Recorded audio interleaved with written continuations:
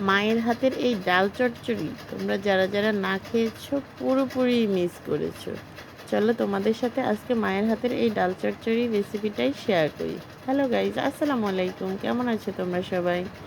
ডাল চচ্চড়ি করার জন্য প্রথমে ডালগুলো ধুয়ে পরিষ্কার করে নিয়েছি, সাথে নিয়েছি পেঁয়াজ, রসুন আর কাঁচামরিচ। এখন একটা ফ্রাই প্যানে পরিষ্কার করে ধুয়ে রাখা ডালগুলো দিয়ে নেব, আর সাথে দিয়ে নেব পেঁয়াজ, রসুন আর কাঁচামরিচ। দিয়ে নেব কিছু গুঁড়া মশলা, হলুদ, মরিচ, ধনিয়া আর জিরা, সাথে থাকছে লবণ। এখন হাত দিয়ে খুব সুন্দরভাবে মেখে নেব। যত সুন্দরভাবে মাখা হয় ডালের গায়ে মশলাগুলো খুব সুন্দরভাবে লেগে যায়। দেখো ঠিক এই রকম পর্যায়ে দিয়ে নেব হালকা একটু পানি, যাতে ডালগুলো সিদ্ধ হয়। এই ডালের পানিটা খুব বেশি পরিমাণ দেওয়া যাবে না। আজকে মা সর্ষের তেল দিয়ে এই ডাল চচ্চড়ি রেসিপিটা তৈরি করবে, তাই সাথে দিয়ে নিল হালকা একটু সরিষার তেল।